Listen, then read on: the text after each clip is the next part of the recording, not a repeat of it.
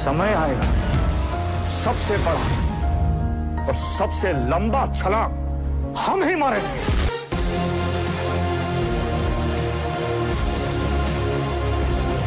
Welcome guys, स्वागत है आपका unit number 3 full explanation project management, जो कि आपकी है project management and entrepreneurship development की।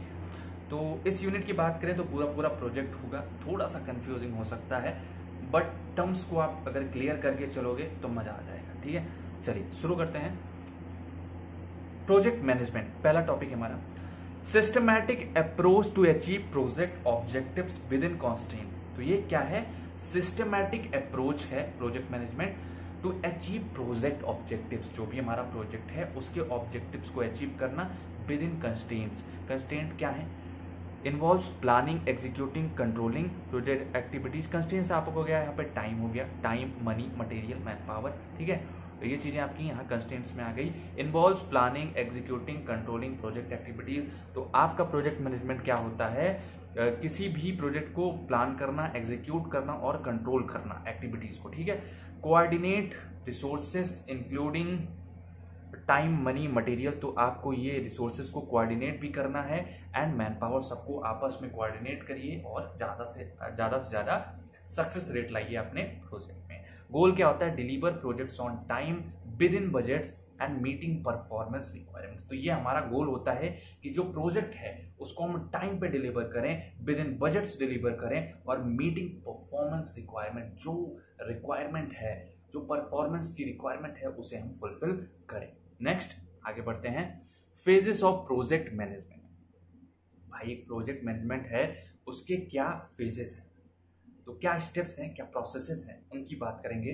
तो हमारे पास 6 फेजेस हैं और उनमें हम देखेंगे फेज और रिक्वायरमेंट। फेज क्या है? आइडेंटिफिकेशन। नंबर 1 फेज है हमारी आइडेंटिफिकेशन। आइडेंटिफिकेशन हो गया, आइडेंटिफाई नीड और अपॉर्चुनिटी फॉर अ स्कोप। तो हमें एक नीड जो है, अपॉर्चुनिटी की जो नीड है, स्कोप है, उस चीज को हमें आइडेंटिफाई करना है। जरूरत क्या है भाई? ठीक है, determine objectives and desired outcomes. हमें ऑब्जेक्टिव्स क्या हैं उनको पता करना है और आउटकम्स क्या होने वाले हैं उनको पता करना है। कंसीडर फैक्टर्स, मार्केट डिमांड को कंसीडर कीजिए, कस्टमर नीड्स और ऑर्गेनाइजेशनल गोल्स। ये ऐसे पढ़ने में बड़ा बोरिंग लग रहा है, चलिए आपको एग्जांपल के साथ समझाते हैं। हमारे पास एग्जांपल है new office space as a project. तो हमें एक भैया जी आए हैं, बोले कि हमें जो है हमारे ऑफिस के लिए एक नया ऑफिस स्पेस जो है आपको डिजाइन करना है, तो चलिए आप उसको डिजाइन करिए। सो सबसे पहले हमने क्या किया? हमने आइडेंटिफाई किया कि भाई क्यों जरूरत है क्या उस ऑफिस की। तो हमको पता चला भाई एम्प्लॉयज बढ़ रहे हैं डे बाय डे और हमारी कंपनी भी ग्रो कर रही है, तो हमको ज़्यादा से ज़्यादा मैन पावर की ज़रूरत होगी, इसलिए हमने एक स्पेस बनवाना पड़ेगा, न्यू ऑफिस स्पेस एलोकेट करना पड़ेगा। ये हमारा पहला स्टेप है। हमने आइडेंटिफाई किया, ठीक है, और कि हाँ ज़रूरत है। फिर हमने ऑब्जेक्टिव्स क्लियर किए कि एक मॉडर्न और फंक्शनल ऑफिस इन्वायरमेंट क्रिएट करना है। वो जो आधी केबिन वाला जो बताया था आपको पिछले चैप्टर में, है ना, आधी केबिन वाला, वैसा हमें एक ऑफिस इन्वायरमेंट चाहिए। ठीक है, अगला है हमारा फॉर्मुलेशन। फॉर्मुलेशन क्या है? Define project scope. तो हम अब प्रोजेक्ट स्कोप को डिफाइन करेंगे कि भाई कितना बड़ा चाहिए, कैसा लेआउट होगा, क्या क्या एमिनिटीज होंगी। ठीक है, ये सारी चीजें हमने डिफाइन किया, फॉर्मुलेट किया और a project concept and strategy are developed. तो हमने प्रोजेक्ट की कॉन्सेप्ट और स्ट्रेटजी डेवलप की, जैसे कि लोकेशन कहाँ रहेगी, किस पार्ट में हम लोग ये स्पेस एलोकेट करेंगे, ठीक है, कितना बजट होगा और डिजाइन कैसा होगा, एस्थेटिक्स कर दें क्या। तो ये सारी चीजें हमने सोची। ठीक है, चलिए फीसिबिलिटी देखी कि भाई अगर हम लोग ये जगह सेलेक्ट कर रहे हैं, पैसा अगर इतना लग रहा है, कंस्ट्रक्शन टाइमलाइंस ये हैं, तो बढ़िया रहेगा या नहीं। तो हमने सारी फीसिबिलिटी वगैरह चेक की। अब हम आते हैं अप्रेजल पे। अप्रेजल में क्या होता है? प्रोजेक्ट बेनिफिट को हम लोग देख रहे हैं, रिस्क इवेलुएट कर रहे हैं कि भाई ये बनवा देंगे तो कितना हमारा खर्चा बढ़ेगा, या फिर मतलब और चीज़ें, रिस्क हम लोग चेक कर लें। ठीक है, बेनिफिट्स देख लेते हैं कि भाई इससे प्रोडक्टिविटी इंक्रीज होगी, एम्प्लॉय सेटिस्फाइड तो रहेगा, और कंस्ट्रक्शन डिले, कॉस्ट ओवररन्स, ये चीज़ें तो नहीं आ रही हैं। ठीक है, साथ ही साथ फाइनेंशियल अप्रेजल को हमने परफॉर्म किया, जिससे हमें पता चला कि भाई फाइनेंशियल अवेलेबिलिटी, अगर हम यहाँ पे आज मान लो 2 लाख रुपए लगा रहे हैं, तो कल के जो एम्प्लॉयज आएंगे इस 2 लाख को कितने दिन में कवर अप कर देंगे, है ना। उनकी सैलरी देने के बाद, उसको काटने के बाद ये 2 लाख कितने दिन में निकलेगा, है ना। पोटेंशियल रिटर्न ऑन इन्वेस्टमेंट, जितना हमने लगाया है कितना मतलब रिटर्न कब आएगा, वो चीज़ें, ठीक है। टेक्निकल एंड ऑपरेशनल फीसिबिलिटी भी हमने चेक कर ली, ठीक है।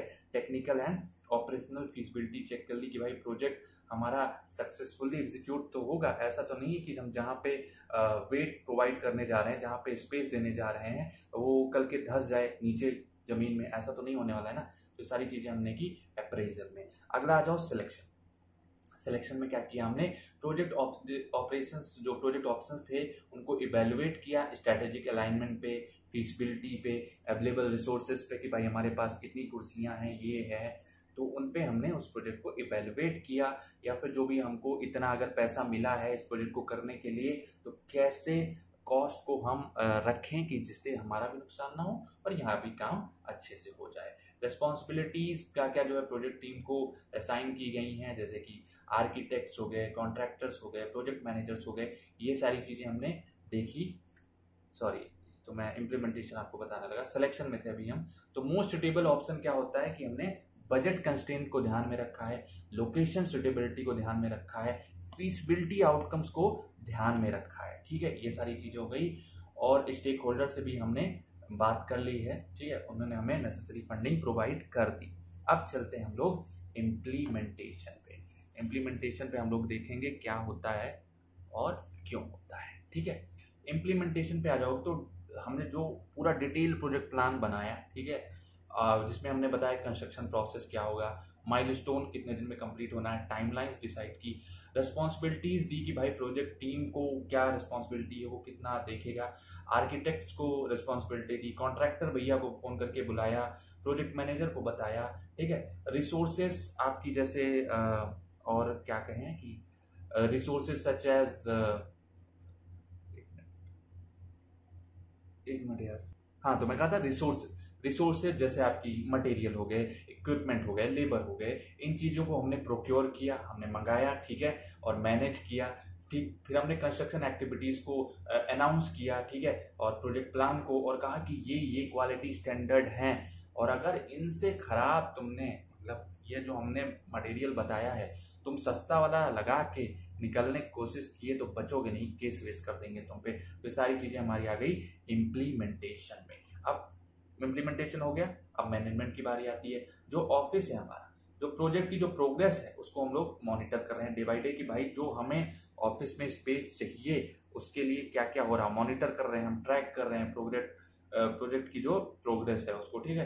रिस्क देख रहे हैं कि भाई कोई कंस्ट्रक्शन के दौरान कोई रिस्क तो नहीं आ गया, कोई किसी को चोट वोट तो नहीं लग गई, वो सारी चीज़ें।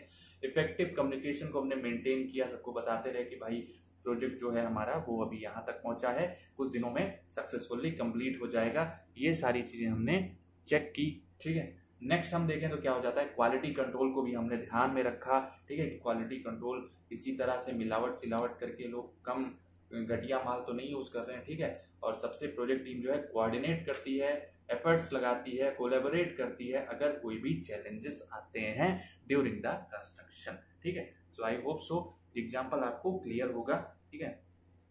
चलिए अब आगे बढ़ें। तो role of project manager and की स्किल्स। तो एक प्रोजेक्ट मैनेजर है तो उसका क्या रोल होता है और क्या स्किल्स होनी चाहिए उसमें। तो की skills of project manager, PM मतलब प्रोजेक्ट मैनेजर है, प्रधानमंत्री मत समझ लेना, ठीक है। प्लानिंग एंड ऑर्गेनाइजेशनल स्किल्स, कि जो हमारा भैया मैनेजर है, प्रोजेक्ट मैनेजर है, उसके अंदर प्लानिंग और ऑर्गेनाइजेशन स्किल्स हैं कि नहीं, है ना। वो प्लान तो कर पा रहा ना सब चीज़ सही से, ऑर्गेनाइज तो कर पा रहा है ना सब चीज़। पर्सनल मैनेजमेंट स्किल्स, भाई लोगों को वो प्रॉपरली मैनेज कर पा रहा है ना। लोग ऐसा तो नहीं है कि कोई टाइम पे नहीं आ रहा है तो बोला ठीक है यार जब मन करे आओ, ठीक है, अपनी कंपनी है कुछ नहीं, तो ऐसा सीन तो नहीं है। फ्लेक्सिबिलिटी, भाई फ्लेक्सिबल तो है, अगर कोई उससे बात करना चाह रहा है, अपना आइडिया शेयर करना चाह रहा है तो क्या सुनता है या बोलता है कि हम यहाँ के राजा हैं और हम जो चाहेंगे बस वही होगा, ऐसा तो नहीं बोल रहा है। 4 है प्रॉब्लम सॉल्विंग कैपेबिलिटी, क्या उसके अंदर अगर कोई प्रॉब्लम आ जाती है तो उसको सॉल्व करने की कैपेबिलिटी है, कूल होके वो सोचता है या नहीं, ये सारी चीज़ें हम लोग चेक करेंगे अपने, मतलब सॉरी ये प्रोजेक्ट मैनेजर में होनी चाहिए, ठीक है। ये हमारे स्किल्स हैं जो कि प्रोजेक्ट मैनेजर में होनी चाहिए, हम चेक करते हैं, ठीक है। एंटरप्रेन्योरियल स्किल्स, एंटरप्रेन्योरियल जो एक एंटरप्रेन्योर में स्किल होती है, अगर उतनी एक प्रोजेक्ट मैनेजर में हो जाए तो क्या बात है, क्या बात है।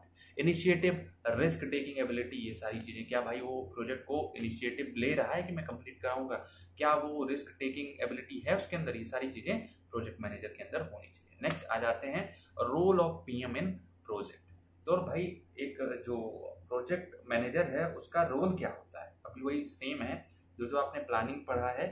अब जो एक प्रोजेक्ट मैनेजर होता है वो रिस्पॉन्सिबल होता है प्लान बनाने के लिए, है ना, प्लान बनाने के लिए, ऑब्जेक्टिव्स देने के लिए, और बजट वगैरह सब कुछ प्लान करता है हमारा प्रोजेक्ट मैनेजर। सेकंड क्या है, लीडिंग। लीडिंग मतलब अब प्लान बन गया तो प्रोजेक्ट मैनेजर का काम होता है कि असेंबल करे और लीड करे प्रोजेक्ट टीम को, और इसके लिए उसके अंदर क्या क्वालिटीज होनी चाहिए, एक्सेलेंट कम्युनिकेशन हो उसके अंदर, पीपल हो उसके पास, अच्छे लोग हो, लीडरशिप स्किल्स हो उसके अंदर, as well as keen eye for others strength and weakness. वो दूर से, जैसे जस्ट लाइक क्रिकेट में महेंद्र सिंह धोनी है, वो उनकी जो कप्तानी है नेक्स्ट लेवल है, मतलब भाई कौन सा प्लेयर कहाँ पे बेस्ट परफॉर्म कर सकता है हम उसको वहां पे लगाएंगे। इन द सेम वे जो प्रोजेक्ट मैनेजर है उसके अंदर ये चीजें होनी चाहिए कि किस आदमी को हम कहाँ लगाएं जिससे हमारा आउटपुट बढ़िया हो, ठीक है। सो अगला देखें तो हमारा एग्जीक्यूशन, लीडिंग हो गया, एग्जीक्यूशन हो गया। तो एग्जीक्यूशन की बात करें तो प्रोजेक्ट मैनेजर जो है वो पार्टिसिपेट करता है, सुपरवाइज करता है हर स्टेज के प्रोजेक्ट को, ठीक है, अच्छे से, ताकि वो एग्जीक्यूट हो सके। और इसके लिए उसके अंदर क्या रिक्वायरमेंट है, frequent open communication with the project team members and stakeholders. तो उसको फ्रीक्वेंटली बात करनी होगी टीम मेंबर से और स्टेक होल्डर से, ठीक है। अगला हमारा time management. Time management simple सा आप समझ रहे हो कि भाई उसको उसके अंदर ये टाइम मैनेजमेंट वाली सेंस होनी चाहिए, वो प्रोजेक्ट को प्रॉपर टाइम पे खत्म करने की जिम्मेदारी ले, ठीक है। एक्सपर्ट से बात करे भाई कि ये रिस्क आ गया है, अगर डिले हुआ तो क्या होगा, तो ये सारी चीजें आपकी इसमें आ जाती हैं, ठीक है। अगला देखें तो role of project management, sorry अगला हमारा ये बजट हो गया। बजट की बात करें तो project managers device a budget for, जो बजट है प्रोजेक्ट मैनेजर का काम होता है बजट भी पास करवाए, जो बजट है उस पर काम करे। अगेन डॉक्यूमेंटेशन है तो उसको डॉक्यूमेंट बनाने की जिम्मेदारी होती है, ताकि फ्यूचर में अगर कोई भी हमारा नेक्स्ट प्रोजेक्ट आ रहा है तो उससे हम कंपेयर कर सकते कि पास्ट में इतना खर्चा लगा, इस बार का बजट इतना रहे, तो डॉक्यूमेंटेशन वगैरह बहुत रिक्वायरमेंट है। मेंटेनेंस, तो the work doesn't end once a project has been completed. भाई प्रोजेक्ट खत्म हो गया मतलब काम खत्म हो गया, ऐसा नहीं होता है। उस प्लान में मेंटेनेंस की जरूरत रहती है, उस प्रोजेक्ट में अगर कोई प्रॉब्लम आती है तो ट्रबल शूट करना, ये सारी चीजें आपकी आ जाती हैं रोल ऑफ प्रोजेक्ट मैनेजमेंट के, ठीक है। चलिए अगले टॉपिक पे पढ़ते हैं और हमारी मुलाकात होगी अब तीसरे नंबर टॉपिक जो कि है project life cycle and it's phases. बहुत इंपॉर्टेंट होने वाला है, पढ़ के जाना अच्छे से, ठीक है। प्रोजेक्ट की लाइफ साइकिल क्या होती है, मतलब जस्ट लाइक बर्थ साइकिल होती है इंसानों की, पैदा होते हैं, जीते हैं और मर जाते हैं, है ना। इन द सेम वे अब जैसे बचपना होता है, मतलब कि 18 तक 23 तक, कई लोग का भाई 30 तक चला जाता है बचपना, ठीक है। उसी तरह से फिर बुढ़ापा आ जाता है, जवानी आ जाती है। इन द सेम वे जो एक प्रोजेक्ट है उसकी लाइफ साइकिल क्या है भाई, कब वो स्टार्ट हो रहा है, कब वो रुक रहा है, कब वो खत्म हो जा रहा है, ये सारी चीजें हम लोग देखेंगे। तो the sequence of phase through which the project will evolve, ठीक है। तो ये वो सीक्वेंस है, ठीक है, जहां से आपका प्रोजेक्ट इवॉल्व करेगा, ठीक है। अगला हमारा है it is defined by it's phases. तो प्रोजेक्ट लाइफ साइकिल को हम लोग डिफाइन करते हैं बाय इट्स फेजेस, कि वो प्रोजेक्ट लाइफ साइकिल कैसी होगी, लंबी होगी, छोटी होगी, सारी चीजें, ठीक है। Series of stages from initiation to closure. Initiation से क्लोजर तक, मतलब शुरुआत से लेके अंत तक जो भी है वो आपका प्रोजेक्ट लाइफ साइकिल है। चलिए सो देखते हैं। नंबर 1 है हमारा फेज 1 जो कि है इनिशिएशन। इनिशिएशन मतलब किसी चीज को इनिशिएट करना, शुरुआत करना। भाई प्रोजेक्ट का प्रपोजल आया, फिजिबिलिटी एनालिसिस की हमने, क्या क्या फिजिबिलिटी एनालिसिस है। थर्ड है हमारा प्रोजेक्ट चार्टर, हमने प्रोजेक्ट चार्ट तैयार किया। सेकंड है हमारा प्लानिंग। प्लानिंग में क्या किया हमने, प्रोजेक्ट प्लान बनाया, स्कोप को डिफाइन किया, रिसोर्सेस एलोकेशन की, है ना, रिसोर्स कहाँ से क्या चीजें आने वाली हैं, कहाँ जाएंगी, शेड्यूल किया हमने सारी चीजें। अगला स्टेप है हमारा फेज 3, इसको इधर कर देना, एग्जीक्यूशन। एग्जीक्यूशन भाई इनिशिएशन, शुरुआत तो सब कर दी, ठीक है। दूसरा क्या हो गया, हमने प्लान कर लिया। तीसरा अब एग्जीक्यूट करना है प्लान को, क्या करेंगे, प्रोजेक्ट इम्प्लीमेंटेशन, जो भी हमने प्लानिंग में देखा, यहाँ देखा, उस चीज़ को इम्प्लीमेंट करेंगे, टीम को कोऑर्डिनेट करेंगे, टीम वालों को बताएंगे आप लोग साथ रहिए, ये काम करिए, और फिर क्या है, टास्क एग्जीक्यूशन। ये 3 स्टेप आपके इसमें आ गए। फेज 4 पे चले तो अब भाई प्रोजेक्ट एग्जीक्यूशन हो गया, मान लो खत्म तो अभी नहीं हुआ है, प्रोजेक्ट एक हिसाब से एक पॉइंट तक आ गया जहां पे वो कह सकते हो कि भाई फिनिश होने वाला है।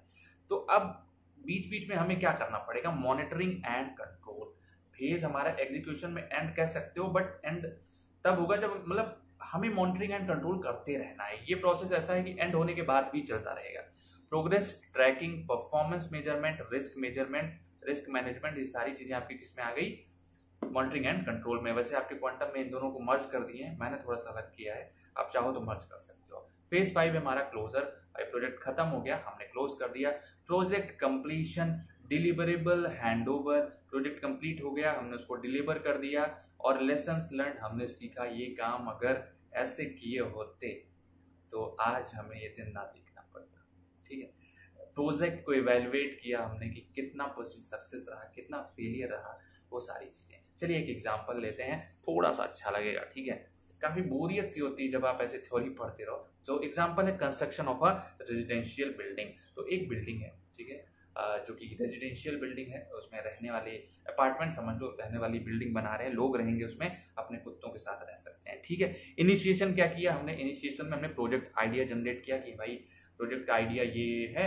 फिर हमने मार्केट एनालाइज की कि कहाँ पे लोग ज़्यादा रेंट वाले रूम ढूंढते हैं, है ना, हमने वो एनालाइज किया। फिर फीजिबिलिटी स्टडी किया कि भाई यहाँ पे ज़मीन मिल जाएगी तो मार्केट कितनी दूर है, जिम कितनी दूर है ना, स्विमिंग पूल कितनी दूर है, क्लब व्लब कितनी दूर है, ये सारी चीज़ें हमने एनालाइज किया। क्योंकि भाई आजकल का युवा जनरेशन यही तो कर रहा है। मंदिर कितनी दूर है ये बोलना चाहिए मुझे, बट क्या करें, मंदिर कितनी दूर है ये भी चलिए जोड़ लेते हैं, कुछ अच्छे लोग होते हैं। तो ये सारी चीज़ें हमने स्टडी की कि ये हमारा इनिशिएशन है। सेकंड में हमने प्लान किया। प्लान क्या किया कि भाई बिल्डिंग कैसे बनेगी, है ना, 2 BHK 3 BHK, कैसे कितने फ्लोर की बनेगी, लिफ्ट कहाँ लगेगी, ये चीज़ें हमने प्लान किया। कॉस्ट एस्टिमेट किया, हमारा बजट कितना है, 10 करोड़, 20 करोड़, 50 करोड़, कितना। ऑब्टेनिंग परमिट्स, हमने ऑब्टेन किया परमिट्स कि हम यहाँ पे बिल्डिंग बनाएंगे। अब भैया आप बिल्डिंग बनाने लगे, गवर्नमेंट आई बोली कि यहाँ पे पेड़ लगते तो ज़्यादा अच्छा रहता है, तुमने परमिट उर्मिट नहीं लिया, चलो बुलडोजर चलाओ, घर गिराओ और सामान बेचाओ इनका। ठीक है, तो ऐसा भी ना हो, आप परमिट ऑब्टेन कर लीजिए। थर्ड है एग्जीक्यूशन। एग्जीक्यूशन क्या है, फाउंडेशन कंस्ट्रक्शन। अब आप कंस्ट्रक्शन जो है चालू करा दिए। ठीक है, बिल्डिंग स्ट्रक्चर, अपने बिल्डिंग स्ट्रक्चर को स्टार्ट करा दिया, बनने लगी बिल्डिंगें। इंस्टॉलेशन ऑफ यूटिलिटीज जो है इंस्टॉल होने लगी। ठीक है, मतलब AC वेसी वाईफाई सब लगने लगा। ठीक है, अब हमारा मॉनिटरिंग एंड कंट्रोल, हम भाई रेगुलरली मॉनिटर करते थे भाई, इंस्पेक्शन करते थे कि भाई काम तो सही से हो रहा है ना। ठीक है, कहीं पे कोई ऐसे दिन भर में बोल के कि हम आए थे अपनी प्रेजेंटी लगा के भाग तो नहीं जा रहा है, सिगरेट बीड़ी पीने के लिए लोग 2-2 घंटे तो नहीं ले रहे हैं। ठीक है, ये सारी चीज़ें हमने मॉनिटर किया, रेगुलर इंस्पेक्शन किया, क्वालिटी देखा भाई कोई मिलावट तो नहीं है जो सामान से बन रहा, सीमेंट उमेंट में कोई मिलावट तो नहीं है, वो चीज़ें। बजट ट्रैकिंग, हमने बजट ट्रैक किया कि भाई अब ये बोल रहे हैं कि साहब और लगेगा, ये मोरंग ये ईंट अब और लगेगा साहब, तो हम देख रहे हैं भैया हमारे बजट से बाहर जा रहा है। ठीक है, तो आप सही से काम करिए, आप कहीं ना कहीं फर्जी कहीं बेच तो नहीं है। तो सारी चीज़ें हम वहाँ पे बजट ट्रैकिंग के अंदर आ जाता है। अगला देखते हैं तो क्लोजर। क्लोजर में क्या हो गया भाई, बन के रेडी हो गया, फाइनली इंस्पेक्ट किया भाई, क्या क्या है हमने इंस्पेक्ट किया। इंस्पेक्ट करने के बाद हमें पता चला कि सब कुछ बढ़िया है, तो हमने हैंड ओवर कर दिया ओनर्स को, जो भी ओनर्स थे जिन्होंने हमको काम दिया था कि आपको ये काम करना है, हमने उनको हैंड ओवर कर दिया। प्रोजेक्ट डॉक्यूमेंटेशन बनाई थी वो भी दे दिया। पोस्ट प्रोजेक्ट इवैल्यूएशन कितना % सक्सेसफुल रहा, बजट के अकॉर्डिंग बैठा या नहीं बैठा, ये सारी चीज़ें हमने डिसाइड की, एनालाइज की, और फाइनली काम खत्म। ठीक है, तो आई होप सो एग्जाम्पल आपको पसंद आया होगा। पसंद आया तो वीडियो को लाइक कर देना, साथ ही साथ अभी चैप्टर नहीं खत्म हुआ है, चलिए पहले खत्म करते हैं, फिर भी सब्सक्राइब कर लेना यार। चलिए सो अब स्टार्ट करते हैं। अगला है हमारा ये ग्राफ। ग्राफ क्या है, तो आप ये ग्राफ समझ लो, अमाउंट और मैन आर स्पेंड, अमाउंट पर मैन आर स्पेंड।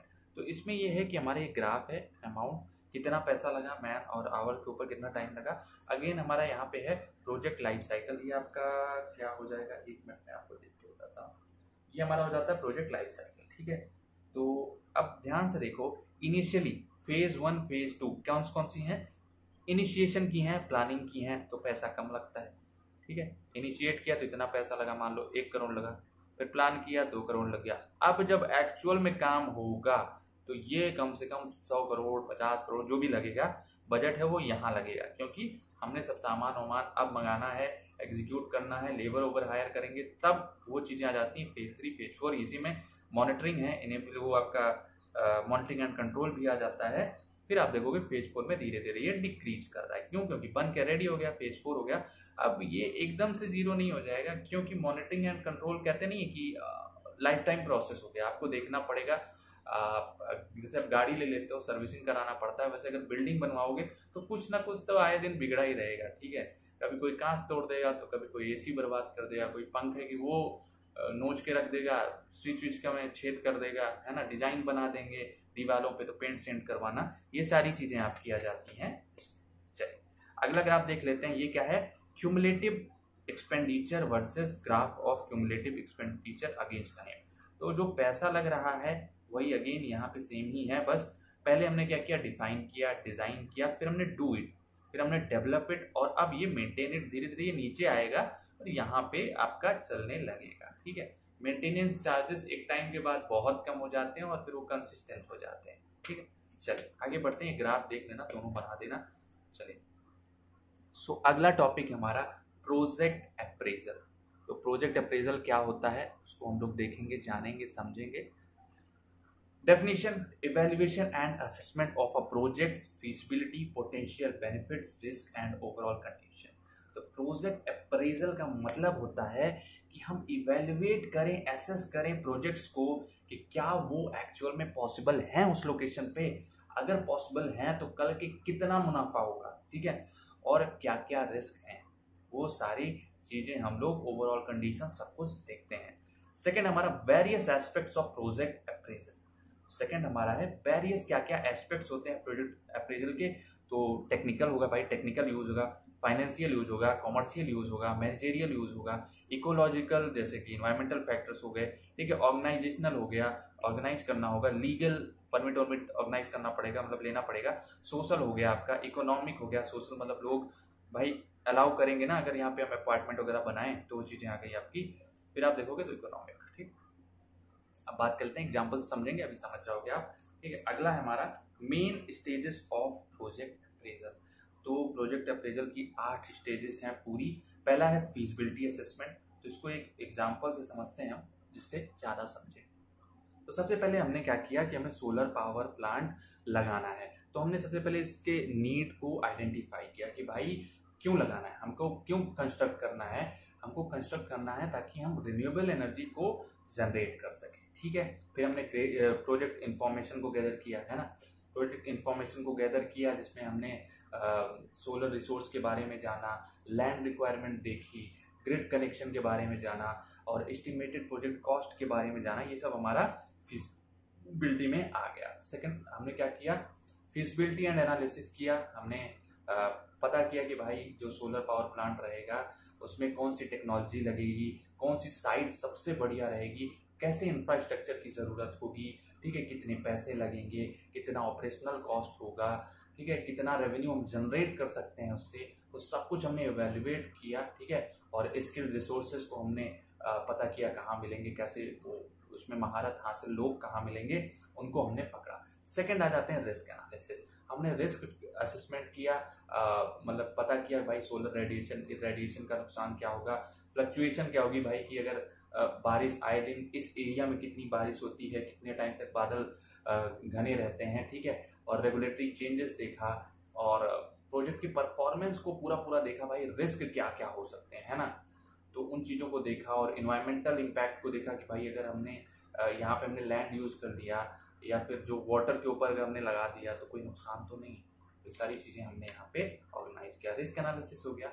चलिए इकोनॉमिक पे चलते हैं। तो इकोनॉमिक में हमने क्या किया, परफॉर्म कॉस्ट बेनिफिट एनालिसिस। हमने कॉस्ट बेनिफिट की एनालिसिस किया कि भाई अगर इतना कैपिटल इन्वेस्टमेंट रिक्वायर्ड है सोलर पावर प्लांट के लिए तो ये इक्विपमेंट लाना पड़ेगा, इंस्टॉल करना पड़ेगा, ग्रिड कनेक्शन कॉस्ट कितना आएगा, ठीक है। फायदे हमने देखे भाई, पोटेंशियल बेनिफिट कितना है, एनर्जी जनरेशन कितना होगा, रिड्यूस्ड कार्बन इमिशन कितना होगा और potential revenue from selling electricity. भाई कितना पैसा आएगा जब मैं बिजली बेचूंगा तो, ठीक है। ये सारी चीज़ें हो गई। और फिर हमने कंपेयर किया कॉस्ट एंड बेनिफिट को economic viability of the project, ठीक है, कितना सक्सेसफुल होगा उस चीज़ से हमने उसको एसेस किया। फिर हमने क्या किया, कंडक्ट मार्केट एनालिसिस। हमने मार्केट एनालिसिस की, इसमें हमने देखा कि भाई कितनी डिमांड है रिन्यूएबल एनर्जी की, कहाँ पे ज़्यादा है और कौन है हमारे कंपटीशन में, कौन है। हमने रेवेन्यू को, पोटेंशियल रेवेन्यू को इवेलुएट किया और पावर परचेज एग्रीमेंट्स को देखा, गवर्नमेंट की इंसेंटिव्स को देखा। ये सारी चीज़ें हमारी इसमें आ गई। अगला देखें तो evaluate environmental and social impact. हमने क्या किया भाई, इवेलुएट किया कि भाई अगर ये हम लगा रहे हैं तो reduced green house gas emission कितना है। लैंड यूज कंसीडर किया हमने, सोशल एस्पेक्ट्स देखे, भाई कम्युनिटी एक्सेप्ट कर रही है या नहीं कर रही है, लोकल एम्प्लॉयमेंट मिलेगा या नहीं मिलेगा, एंगेजमेंट विद स्टेक होल्डर्स, भाई स्टेक होल्डर्स इंटरेस्टेड है या नहीं। फिर आ जाते हैं अगले पे, तो कंडक्ट क्या है, financial appraisal, analyse the financial projection for the solar power plant. हमें एनालाइज करना है कि भाई कितना मतलब कितने की डिमांड है ना। हमने रेवेन्यू फोरकास्ट किया कि भाई कितना पैसा लगेगा, कितना ऑपरेशन कॉस्ट रहेगा, डेप्ट कितना रहेगा और रिटर्न कितना रहेगा, सब हमने कैलकुलेट किया। फाइनेंशियल वायबिलिटी देखी, कैश फ्लो जनरेशन देखा, पे बैक पीरियड देखा हमने, ठीक है। फिर हमारा आ जाए तो लीगल एंड रेगुलेटरी कंप्लायंस, हमने बात किया भाई कि लॉ वगैरह यहाँ पे हमें साथ देंगे या नहीं, क्योंकि हम कोई गलत काम नहीं कर रहे हैं, हम सूरज की रोशनी को बिजली बना रहे हैं, तो क्या हमारा साथ देगी। तो ये चीज़ें हमने देखा भाई कितना साथ देगी, है ना, एनर्जी बेचने में हेल्प करेगी, भाई प्रमोशन कर दे नरेंद्र मोदी जी, मज़ा आ जाए। तो ये सारी चीज़ें हमने देखी। फिर हमने देखा डिसीजन मेकिंग, हमने डिसीजन बनाया, ठीक, ये सारी चीज़ें आपकी आ गई प्रोजेक्ट अप्रेजल में। तो आई होप सो ये एग्जाम्पल आपको क्लियर होगा, ठीक है। चलिए आगे बढ़ते हैं। सो अगला टॉपिक है हमारा टेक्निकल अप्रेजल। टेक्निकल अप्रेजल क्या होता है, डेफिनेशन देख लो, assessment of a projects technical feasibility and requirement. तो एक प्रोजेक्ट की टेक्निकल फीजिबिलिटी देख रहे हैं, भाई टेक्निकली पॉसिबल है, हवा में बात तो नहीं कर रहे हैं ना भाई, वो लॉ को फॉलो कर रहा है, न्यूटन के लॉ, थर्मोडाइनमिक्स के लॉ, ये सारे हम देख लें, ठीक है। एक्चुअल में ग्रेविटी ऑर्बिटी सब लगा लें हम, इधर से उधर से, रिलेटिव वेलोसिटी, थर्मल वेलोसिटी, जो भी होता है सब हमने लगा के देखा कि क्या ये एक्चुअल में टेक्निकली पॉसिबल है या फिर सिर्फ हमारे ख्यालों में ये प्यारा सा घर, प्यारा सा भवन बन रहा है। ये चीज़ें हमने देखी, ठीक है। इम्पोर्टेंस क्या है, फीसिबिलिटी असेसमेंट तो बहुत इंपॉर्टेंट होता है, इससे हमें पता चलता है कि ये फीसिबल है या नहीं, फिर हम रिस्क आइडेंटिफाई कर पाते हैं और उसको रिमूव कर पाते हैं। अगर टेक्निकली देखो प्रॉब्लम होती है ना कि अगर टेक्निकली कोई चीज़ पॉसिबल है तो बहुत कम चांसेस है उसके फेलियर की, है ना, वो 90% सक्सेसफुल हो जाता है, 10% रह जाती हैं। तो हमने रिस्क को आइडेंटिफाई किया और मिटिगेट कर दिया। अगला हमारा प्रोजेक्ट प्लानिंग एंड एग्जीक्यूशन, हमने प्रोजेक्ट को प्लान किया, एग्जीक्यूट किया, अच्छे से हो जाता है। क्वालिटी एश्योरेंस भी अच्छी रहती है। स्टेक होल्डर्स कॉन्फिडेंस, भाई अब सब कुछ अगर प्लान है तो जो स्टेक होल्डर का कॉन्फिडेंस रहता है वो भी तो बढ़ा रहता है, ठीक है। वो कहेंगे कि भाई ऐसे हवा में बात नहीं कर रहा है, ठीक है, दिन में तारे नहीं दिखा रहा है। चलिए एस्पेक्ट्स ऑफ टेक्निकल अप्रेजल, तो एस्पेक्ट्स की बात करें तो पहला हमारा मैन्युफैक्चरिंग प्रोसेस और टेक्नोलॉजी। तो मैन्युफैक्चरिंग प्रोसेस क्या है, टेक्नोलॉजी क्या है, तो सिलेक्शन डिपेंड्स ऑन 3 चीज़ें, प्लांट कैपेसिटी, प्रिंसिपल यूनिट और प्रोडक्ट मिक्स। मतलब ये है कि प्लांट की कैपेसिटी कितनी है, मैन्युफैक्चरिंग प्रोसेस उस पर डिपेंड करेगा, टेक्नोलॉजी उस पर डिपेंड करेगी, प्रिंसिपल यूनिट क्या है, मेन क्या है जो बन रहा है, थर्डली हमारा प्रोडक्ट मिक्स, तो क्या हम एक टाइप का प्रोडक्ट बना रहे हैं या फिर जब जिस चीज़ की डिमांड होती है तब हम उस टाइप का प्रोडक्ट लॉन्च करते हैं। ये सारा हमारा आ गया प्रोडक्ट मिक्स में, ठीक है। नेक्स्ट आगे बढ़े तो टेक्निकल अरेंजमेंट्स। टेक्निकल अरेंजमेंट्स क्या हो गया, गुड टेक्निकल कोलैबोरेटर और गुड कंसल्टेंट। तो टेक्निकल अरेंजमेंट करने वाला हमारा अच्छा होना चाहिए कि भाई हम जिसके साथ कोलैबोरेट कर रहे हैं, जिससे हेल्प मांग रहे हैं, क्या वो उस फील्ड में बढ़िया है, वो गुड कंसल्टेंट है। तो ये बहुत ज़रूरी पॉइंट है, ठीक है। फिर मटेरियल इनपुट्स और यूटिलिटीज़, तो अब हम देख रहे हैं मटेरियल क्या क्या इनपुट है, हमारा रॉ मटेरियल क्या है, फिर हमारा प्रोसेस इंडस्ट्रियल मटेरियल क्या है, हमने क्या प्रोसेस ले रखा है, फैक्ट्री की क्या क्या सप्लाईज हैं, क्या क्या यूटिलिटीज़ हैं, ये सारी चीज़ें हमने मटेरियल इनपुट्स में देख लिया। Product mix important for unit to have flexibility, तो हमारे जो यूनिट है उसमें फ्लेक्सिबिलिटी है या नहीं to survive in changing market condition. भाई जी आज इस चीज़ की कम डिमांड है, कल इस चीज़ की ज़्यादा डिमांड थी, तो क्या ये ऐसा हो रहा है या नहीं, इसको भी हम देखते हैं। ठीक है, फिर plant capacity, number of units और volumes that can be produce during a given period. भाई प्लांट हमारा अगर मान लो डिमांड ये आ जाती है, मान लो ये इस चीज़ की डिमांड आई है, तो क्या हम फुलफिल कर पाएंगे? इतना बड़ा है हमारा प्लांट, प्लांट की कैपेसिटी इतनी मशीनें हैं जो ये काम कर पाएंगी, ये चीज़ें हमने देख लिया इसमें। ठीक है, फिर आप देखोगे तो location and site, location should be close to sources of raw materials और मार्केट। तो जो हमारी लोकेशन है, जो हमारी इंडस्ट्री की लोकेशन है, वो मार्केट के पास है जहां से हमको इजीली रॉ मटेरियल्स मिल जा रहा है। ठीक है, sorry, location should be close to sources of raw materials, तो ऐसी जगह हो जहां पे रॉ मटेरियल इजीली अवेलेबल हो, साथ ही साथ मार्केट भी पास में हो, जिससे हम यहाँ से बनाएं और वहां पे बेच सकें। नेक्स्ट देखें तो पावर जो है हमारी चीप है, अनइंटरप्टेड है, लाइट हमारी जो है सस्ती रहे, 2-3 रुपए अगर पर यूनिट मिल जाए तब तो मजा आ जाए, साथ ही साथ अनइंटरप्टेड, ऐसा तो नहीं है बीच में कट गई, तो उन चीज़ों को हमने अनइंटरप्टेड कहा कि पावर हमारी अनइंटरप्टेड हो। वाटर अवेलेबिलिटी, पानी की सुविधा अच्छी हो। अगेन ट्रांसपोर्टेशन जो आता है वो भी हमारा अच्छा हो। ठीक है, नेक्स्ट अगर बढ़ें तो मशीनरीज एंड इक्विपमेंट्स, क्या क्या मशीनरीज की रिक्वायरमेंट है उनकी बात करेंगे। तो स्मूथ फ्लो अगर आपको रखना है तो प्रॉपर सिलेक्शन ऑफ मशीनरीज होना चाहिए। अगर आपको अपने प्रोडक्शन का स्मूथ फ्लो रखना है तो आपके पास प्रॉपर सिलेक्शन ऑफ मशीनरीज की, कौन सी मशीन किस चीज़ में हम यूज़ करेंगे जिससे हमारा प्रोडक्शन रेट अच्छा रहे, हाई रहे। ठीक है, चलिए next, structures and civil works, तो ये सिविल वालों का काम है, वो क्या करते हैं, साइट प्रिपेयर करेंगे। भाई साइट ये वाली यहाँ होनी चाहिए, बिल्डिंग एंड स्ट्रक्चर प्रिपेयर करेंगे और आउटडोर वर्क्स को वो देखेंगे। ठीक है, फिर अगला देखें तो इन्वायरमेंटल एस्पेक्ट्स, जो कि ये देखा जाएगा कि भाई इफ्लुएंट ट्रीटमेंट प्लांट्स लगा रहे हैं, भाई जो भी पॉल्यूशन हो रहा है वो उसको नलीफाई कैसे करें। ठीक है, should be available to neutralise output waste, जो भी आउटपुट वेस्ट हो रहा है उसको कैसे मिनिमाइज कर सकें, कैसे खत्म कर सकें, वो चीज़ हम यहाँ पे देखते हैं। ठीक है, नेक्स्ट देखें तो ये हमारा टॉपिक यहाँ पे खत्म हो जाएगा। मेरा आपसे रिक्वेस्ट है कि आप एक बार 3.13 क्वेश्चन देख लेना, जो कि है 10 स्टेप्स टू टेक्निकल अप्रेजल, पढ़ लेना। ठीक है, रटने की जरूरत नहीं है, क्योंकि ये जो आपने देखा है ये आपको हेल्प कर देगा उसमें। ठीक है, 9 मैंने बता दी है, उसमें 10 है, एक उठा के चाप देना है कोई भी। ठीक है, 9 सही होंगे तो आराम से नंबर दे देगा। चलिए फिर अगला टॉपिक जो कि हमारा लास्ट टॉपिक है वो है मार्केट अप्रेजल। मार्केट अप्रेजल क्या होती है, डेफिनेशन देखो, evaluation of market conditions and dynamics to assess the potential for a product और service in terms of demand और कंपटीशन एंड मार्केट पोजिशनिंग। बहुत ही खतरनाक डेफिनेशन लिखी है, वैसे तो मैंने सिंप्लीफाई की है आपके लिए। तो इसमें ये है कि हम मार्केट कंडीशंस और डायनामिक्स को देख रहे हैं कि भाई मार्केट में क्या कंडीशन चल रही है, क्या डायनामिक्स है ना, कि प्रोडक्ट जो है हमारा कैसे क्या करने वाला है, टू असेस द पोटेंशियल। तो हमने मार्केट में देखा भाई किस चीज़ की डिमांड है, किस चीज़ की सप्लाई ज़्यादा है या कम है, जिससे हमारा प्रोडक्ट जो हम या जो सर्विस लॉन्च करने वाले हैं, देने वाले हैं, वो कितना सक्सेसफुल रहेगी, ये चीज़ें हमने असेस किया। इन टर्म्स ऑफ डिमांड और कंपटीशन, ये मैंने आपको बता दिया कंपटीशन कितना है, एंड मार्केट पोजीशनिंग, मार्केट की क्या पोजीशन चल रही है, उसके बेसिस पे जो हम इवैल्यूएशन करते हैं, जो एनालिसिस करते हैं, वो हमारी कहलाती है market appraisal. Next, market appraisal product, और ये हमारा स्टडी मार्केट सक्सेसफुलनेस।